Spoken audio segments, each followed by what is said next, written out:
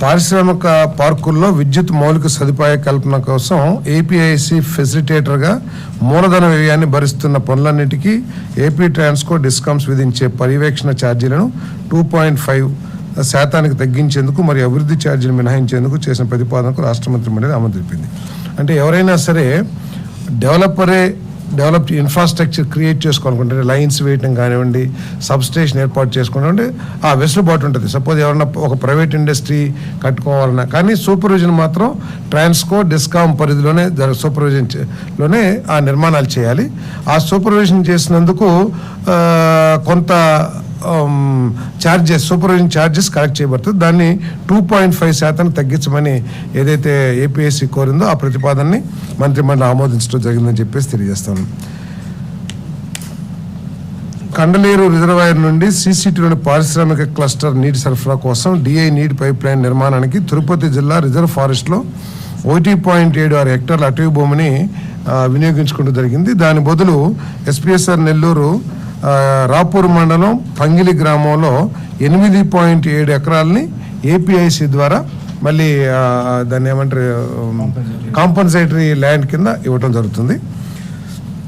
ఆ ప్రతిపాదన కూడా కేబినెట్ ఆమోదించింది. PM Kusum feeder level solarization పథకం కింద వైఎస్ఆర్ కడప జిల్లా పోరుమామిళ్ళ అదేవిధంగా వేముల గ్రామాల్లో 49.67 ఎకరాలు, వేముల్లో 51.37 ఎకరాల భూమి లీజు ప్రాతిపదికన నెట్ క్యాప్కి ఇచ్చే ప్రతిపాదనకు మంత్రిమండలి ఆమోదం తెలిపింది. సత్యసాయి జిల్లా పుట్టపర్తి మండలం కప్పలబండ గ్రామంలో సత్యసాయి జిల్లా బత్తలపల్లి మండలం ఏదుల ముస్తూరు గ్రామంలో పుట్టపర్తి మండలం కప్పలబండ గ్రామంలో, అన్నమయ్య జిల్లా మదనపల్లి మండలం వలసపల్లి గ్రామంలో, డాక్టర్ బిఆర్ అంబేద్కర్ కోనసీమ జిల్లా అమలాపురం నడిపూడి గ్రామ పంచాయతీల్లో పాలసీ ప్రకారం ఆమోదించబడిన పాలసీ ప్రకారం తెలుగుదేశం పార్టీ ఆఫీసుల నిర్మాణానికి 2 ఎకరాలు ఒక్కొక్క చోట 2 ఎకరాలు కేటాయించడం జరిగింది. శ్రీ సత్యసాయి జిల్లా బత్తలపల్లి మండలం ఏదుల ముస్తూరు గ్రామంలో 19.5 ఎకరాల భూమిని ఎకరానికి 30 లక్షల మార్కెట్ విలువ చెల్లింపుపై SDR అందిన అనంతరం సాధారణ షరతులకు లోబడి ఏపీఎస్సీకి బదిలీ చేసేందుకు రెవెన్యూ శాఖ చేసిన ప్రతిపాదనకు రాష్ట్ర మంత్రిమండలి ఆమోదం తెలిపింది. చిత్తూరు జిల్లా చిత్తూరు మండలం తిమ్మసముద్రం గ్రామంలో 13.47 ఎకరాల భూమిని లేఅవుట్ అభివృద్ధి కోసం సాధారణ నిబంధనలకు లోబడి Chittoor urban development authority vice చైర్మన్కు బదిలీ చేసేందుకు రెవెన్యూ శాఖ చేసిన ప్రతిపాదన ఆమోదించడం జరిగింది. నెల్లూరు జిల్లా కండలేరు రిజర్వాయర్ నుండి CCTలోని పారిశ్రామిక క్లస్టర్కు నీటి సరఫరా ఇందాక చేసింది ఏదైనా సేమ్ 6th and 4th. నూతనంగా పునర్వ్యవస్థీకరించిన జిల్లాల పరిధికి అనుగుణంగా ఆంధ్రప్రదేశ్లోని పట్టణాభివృద్ధి ప్రాధికార సంస్థలను పునర్వ్యవస్థీకరించేందుకు ప్రతిపాదనకు మంత్రిమండలి ఆమోదం తెలిపింది. Andhra Pradesh metropolitan region and urban development authority చట్టం 2016లోని సెక్షన్ 3 ప్రకారం ఈ పునర్వ్యవస్థీకరణ చేపట్టున్నాయి. ఇది యాక్చువల్గా ఏంటంటే 1978-2023 మధ్యలో దాదాపు 20 UDLని ఏర్పాటు చేసుకోవడం జరిగింది ఆంధ్రప్రదేశ్లో. వాటిల్లో 17 UDAలు 2కు మించిన జిల్లాల్లో విస్తరించబడినాయి. సో దాన్నిటిని దృష్టిలో పెట్టుకుని మళ్ళీ పునర్వ్యవస్థీకరించి ఇప్పుడు 21 నెలల 2 పెంచి 23 UDAలుగా మార్చడం జరిగిందని చెప్పేసి మనం చేస్తాము. అంటే దీన్ని బ్యూటిఫికేషన్ కోసం కానివ్వండి, ఇప్పుడు విశాఖపట్నం ఉంది, విశాఖపట్నం తర్వాత బొబ్బిలి, కొంత ఆర్థికంగా బలహీనంగా ఉన్న UDSకి విశాఖపట్నం నుంచి ఆర్థిక సహకారం చేయటం కానివ్వండి, అంటే ఏ కలెక్టర్లు ఆ కలెక్టర్లే అధికారం అదేం లేదు, కానీ ఫండ్ షేరింగ్ కానీ ఇవన్నీ కూడా ఉపయోగపడతాయి.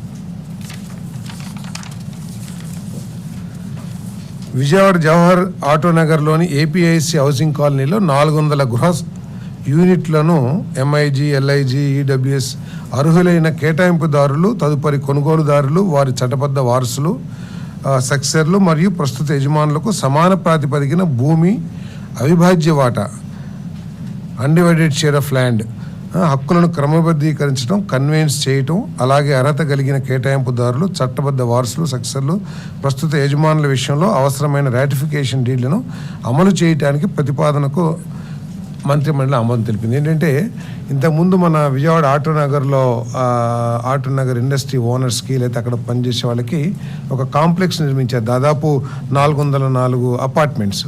అక్కడ ఏం చేశారంటే జనరల్గా ఎవరి అపార్ట్మెంట్ తీసుకున్నా కూడా మొత్తం ల్యాండ్ని నెంబర్ ఆఫ్ యూనిట్స్తో డివైడ్ చేసి అన్డివైడెడ్ షేర్ ఆఫ్ ల్యాండ్ అని అంటాం. కానీ అక్కడ ఏం జరిగిందంటే కాంపౌండ్ వాళ్ళకి ఆ బిల్డింగ్కి మధ్యలో ఉన్న ల్యాండ్ని ఏ విధంగా నిర్ణయించుకుని వదిలేస్తారు. కేవలం బిల్డింగ్ కరెక్ట్గా ఉన్న దాన్ని మాత్రమే అన్డివైడెడ్ షేర్ కింద ఇచ్చారు.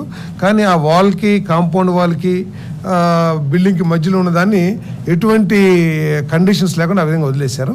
దాన్ని కూడా ఇప్పుడు కాస్ట్ బేసిస్ మీదే వారికి ఉన్న వాళ్ళందరికీ కూడా షేర్ చేస్తానికి ఏదైతే ప్రతిపాదన వచ్చిందో దాన్ని ఆమోదించడం జరిగింది. ఆ విధంగా ఇటువంటి సిమిలర్ డిస్ప్యూట్స్ కానివ్వండి, ఇష్యూస్ కానీ ఎక్కడనుంటే వాటన్నిటిని కూడా పరిష్కరించి తద్వారా వచ్చే ఆదాయాన్ని పారిశ్రామిక అభివృద్ధికి వినియోగించాలని చెప్పేసి కూడా ముఖ్యమంత్రి గారు తెలియజేయడం జరిగింది.